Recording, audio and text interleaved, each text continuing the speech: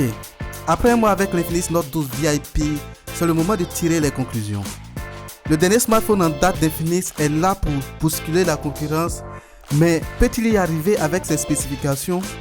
Il vient avec le Mediatek Helio G96, 8Go de RAM que vous pouvez étendre avec 5 en virtuel, 250Go que vous pouvez également étendre via 4 mémoires micro SD jusqu'à 2 Teraoctets. Le tout vendu à un prix attractif d'environ 205 000 francs. En plus de ces spécifications, Infinix mise fortement sur le design pour pouvoir convaincre. Le design est assez ordinaire avec sa construction tout carrée, mais sa finition lui permet de ne pas fondre dans la masse en présentant quelque chose d'unique. Il a une texture sablée qui est étincelante sous certains angles. Le module de la caméra noire et lisse crée un joli contraste. La symétrie des cercles de chaque caméra est agréable à voir. Le design du Note 12 VIP est juste impeccable. Infinix propose quelque chose qui n'est pas générique à ce segment de prix. Son téléphone donne une sensation de premium à voir et au toucher, et c'est ce qui lui permet de se positionner devant certains smartphones dans sa catégorie. Parfois la beauté fait vendre aussi et ce téléphone mise fortement là-dessus. Cependant, faites un peu attention, le cadre en plastique n'absorbe pas bien les chocs, donc les clés dans votre poche peuvent laisser des traces qui peuvent ruiner l'intégrité de ce design. À cela, il y a quelques imperfections que j'ai remarquées. On a des finitions un peu rugueuses, là où certains composants se rejoignent. Il y a un léger passage entre le module de la caméra et la coque arrière. Pas grand chose, mais de quoi laisser un brin de cheveux ou de la poussière rentrer. Sinon, c'est un téléphone très beau. Je sens que si vous le voyez quelque part en magasin, vous aurez des difficultés pour le résister. À l'avant, l'écran me plaît beaucoup. C'est un écran AMOLED à bord plat Full HD+ de 120 Hz, donc très rapide et fluide. Cela donne plus de fluidité et de cohérence dans les animations et les défilements. L'écran est très lumineux aussi. Il pique à 800 nits et c'est suffisant pour la plupart des gens. C'est le premier téléphone d'Infinix que je ne tiens pas sa luminosité au maximum tout le temps. Je la baisse régulièrement à 90-95%, ce qui est bien pour moi. Mais je sens que beaucoup de personnes vont descendre plus que cela. Les bords de l'écran sont raisonnablement fins. Celui du bas est un peu épais, mais dans l'ensemble tout est ok. Il a une perforation, ce qui est moins intrusive lorsque vous regardez des contenus en plein écran. Tout apparaît bien sur cet écran. Les applications, les vidéos, les images semblent bien bénéficier de cet écran. Si vous jouez à des jeux, regardez des vidéos ou simplement naviguez sur le web ou dans votre application préférée, vous allez trouver les choses lumineuses, colorées et vivantes. On ne peut pas se plaindre avec cet écran. Le Note 12 VIP a des haut-parleurs stéréo. Au vu de sa découpe, j'avais pensé que celui du haut pouvait égaler celui du bas. Mais non, il n'est pas fort et se laisse dominer par le haut-parleur principal. Ils ont été bien calibrés cependant, ce qui fait que quand on écoute des audios avec ce téléphone, on ne sent pas trop cette disparité. Pour le déverrouillage, le capteur d'empreinte digitale est rapide et la reconnaissance faciale est disponible pour ceux qui la préfèrent. Le téléphone tourne sous Android 12 avec l'interface maison d'Infinix ISOS. ISOS ici est à sa version 10.6 et ajoute une fenêtre flottante qui peut s'avérer utile par moment.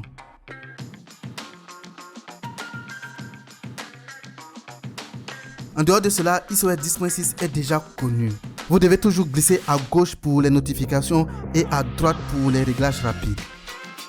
Il a toujours le même interface avec les grands dossiers, son menu widget à gauche pour des informations, son tiroir d'applications par ordre alphabétique, ses applications dupliquées et préinstallées comme PalmOS et Phoenix.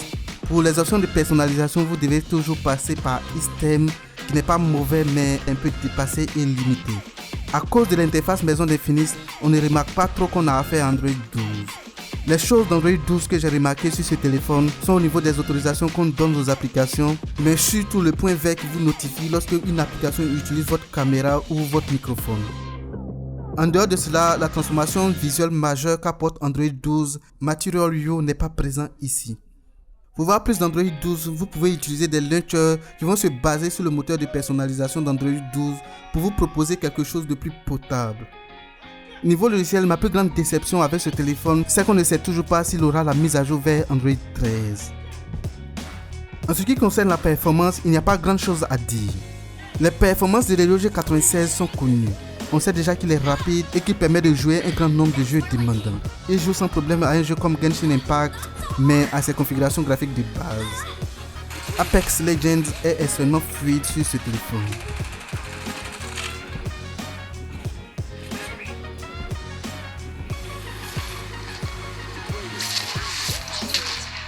Mais on sait que ce processeur n'est pas ultra puissant quand on remarque quelques ralentissements ça et là dans les jeux, mais aussi dans l'interface et dans certaines applications. Le plus visible, c'est quand on lance la caméra du téléphone.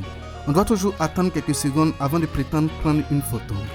Ce sont des choses qu'il faut réellement chercher pour voir, et si vous n'avez jamais utilisé un téléphone ultra performant, alors vous n'allez pas pouvoir les remarquer. En ce qui concerne l'autonomie, le téléphone embarque une batterie de 4500 mAh. Elle n'est pas particulièrement grande pour un téléphone d'Infinix. J'ai eu une durée de 6h30 de temps d'écran, et ceci avec l'écran à 120 Hz constamment. Cela équivaut à environ 12 heures en moyenne par charge pour mon utilisation. Mon utilisation passe une batterie de 100% le matin à 6-7 heures pour finir dans les 10-6% à 19 heures. Donc si vous utilisez à fond ce téléphone, vous pouvez atteindre les 6 heures. Sinon 12 heures comme moi, avec un peu de jeu, beaucoup de vidéos et de réseaux sociaux, le tout en ayant toutes les connectivités activées et la luminosité à 100% presque tout le temps. Comme vous pouvez le remarquer, mon utilisation n'est pas l'exemple à suivre et je sais que beaucoup de personnes activent rarement leur connectivité et la plupart du temps leur luminosité est à 50%. Donc vous pouvez faire 24 heures d'autonomie, mais il faudrait vraiment le vouloir. Aussi, vous n'êtes pas obligé car ce téléphone se charge vraiment rapidement. Pour rappel, le téléphone se charge en 17 minutes avec un boîtier de 120 watts. Et il faut le dire, cela a carrément changé mes habitudes. Le téléphone se charge le temps de me laver, de m'apprêter pour un rendez-vous. Et la plupart du temps, je suis surpris de voir le téléphone chargé en un temps aussi court. Il charge tellement rapidement que retourner sur un téléphone qui n'offre pas cette commodité va être vraiment difficile pour moi. Cette capacité à lui seul est un argument de poids pour recommander ce téléphone. Pour la photographie, on a 4 caméras au total sur ce téléphone. À l'arrière, on en a 3 avec une caméra principale de 108 mégapixels, puis un ultra grand angle de 13 mégapixels et un capteur de profondeur de 2 mégapixels. À l'avant, on a une caméra selfie de 16 mégapixels. Au niveau de l'application caméra, il y a des modes additionnels que vous pourrez trouver utiles. Par exemple, le mode zoom 2 fois qui zoome de manière numérique dans le capteur principal et le mode macro qui utilise le capteur ultra grand angle. Pour trouver le mode macro, il faut ouvrir le menu de la caméra en glissant du bas vers le haut. Pour ce qui est de la qualité des images, la caméra principale va vous satisfaire le plus. Il produit des photos vraiment géniales que vous allez certainement aimer. Dans les situations difficiles comme les photos à faible luminosité, il réussit à vous donner des images satisfaisantes. Et le mode nuit est très bluffant. Il apporte un plus aux photos de nuit, même si parfois ces images sont moins nettes. Le mode portrait est un plus, surtout pour ceux qui tiennent à leurs photos avec l'arrière-plan flou.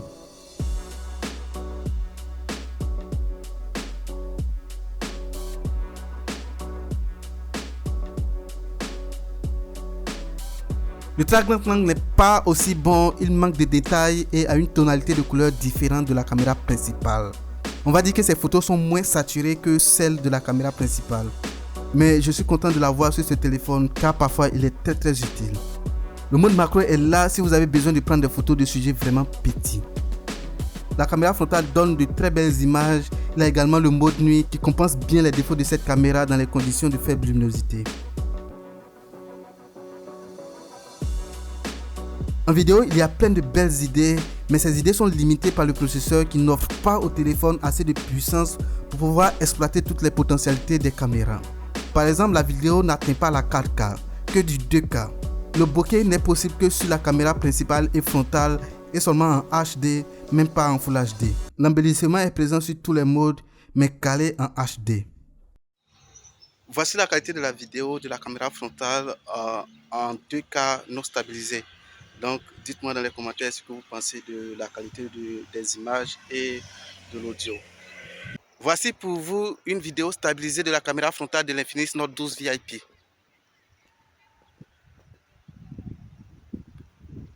Vidéo bokeh. On est en HD, donc pas de Full HD ici. Et une vidéo embellie. Infinix offre dans l'ensemble un système de caméra qui vous sera utile. En photo, vous aurez la meilleure expérience avec de bonnes images. En vidéo, si vous n'avez pas grand besoin de la 4K, alors il peut vous servir.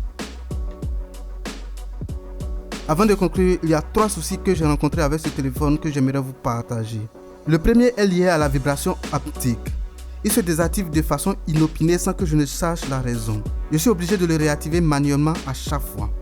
Le second est lié au fait que dès qu'il reste 1% de batterie nette, le téléphone commence à s'éteindre. C'est le premier Infinix à ne pas me laisser avec un 1% qui dure. Et le troisième problème, qui est le plus grand d'ailleurs, c'est quand je reçois les appels. Parfois quand je reçois des appels, le téléphone peut vibrer ou sonner sans que je n'ai l'interface ni la notification pour décrocher l'appel. Je dois attendre que le metteur coupe l'appel avant de voir un appel manqué et rappeler. J'ai déjà fait des mises à jour mais cela n'a pas résolu ces problèmes. Donc s'il y a quelqu'un de chez Infinix qui voit cette vidéo, voici 3 problèmes qui ont besoin d'être résolus immédiatement. Pour conclure, j'avoue que j'aime vraiment le matériel de l'Infinix Note 12 VIP. Il est assez distinct pour vous démarquer de cette multitude de téléphones qui se ressemblent. En dehors du processeur qui est finalement le grand défaut de ce téléphone, il n'a que des atouts avec ses caméras utiles, son écran lumineux, mais aussi et surtout son chargeur de 120 watts qui vaut à lui seul toute ma recommandation. Si on se penche du côté de la concurrence, les téléphones qui sont à même de rivaliser sont les suivants. On a le Samsung Galaxy A53 qui a presque les mêmes spécifications avec pour bonus une certification pour la résistance à l'eau et à la poussière et une garantie de 4 ans de mise à jour logicielle majeure. Il ne se charge cependant qu'à 25 watts. Il y a également le Redmi Note 11 Pro qui a exactement les mêmes spécifications que le Note 12 VIP mais remplace le chargeur de 120 watts par un chargeur de 67 watts qui recharge entièrement en 42 minutes. Le Redmi Note 11 Pro 5G est un sérieux concurrent. Il a un bien meilleur processeur avec le Snapdragon 695. Et le téléphone qui fait mieux que l'Infinix Note 12 VIP sur tous les points est le Redmi Note 11 Pro Plus 5G. Il vient avec le Dimensity 920 et également un boîtier de 120 watts pour une charge ultra rapide. Là où le téléphone d'Infinix est clairement au-dessus, c'est au niveau du prix. Il est vendu à 203 600 francs pour ses 8 Go de RAM et 256 Go de stockage. Ces 200 000 sont clairement le plus haut prix qu'Infinix ait pratiqué à ce jour. Si je me penche vers les autres que j'ai cités, le Galaxy A53 est vendu entre 240 et 250 000 francs pour 8 Go de RAM et 128 Go de stockage. Le Redmi Note 11 Pro est vendu à 190 000 pour 8 Go de RAM et 128 Go de stockage. Le Redmi Note 11 Pro 5G avec également 128 Go de stockage arrive à 210 000 francs et le Redmi Note 11 Pro Plus 5G est vendu à 230 000 pour 8 Go de RAM et 256 Go de stockage. Pour moi, c'est le plus serré des concurrents à cet Infinix et sa tarification n'est pas mauvaise aussi. Son plus gros problème, c'est qu'il est très difficile à trouver ici. Ok, je pense avoir tout dit sur l'Infinix Note 12 VIP. Si vous voulez l'acheter, vous avez maintenant toutes les informations possibles, que ce soit ses avantages, ses inconvénients et ses concurrents. J'espère que cette vidéo vous a été très utile. Si vous l'avez apprécié, n'hésitez surtout pas à me le faire savoir en cliquant sur le bouton j'aime. Si vous êtes nouveau sur ma chaîne, je vous incite fortement à vous abonner. Merci de m'avoir suivi, à la prochaine.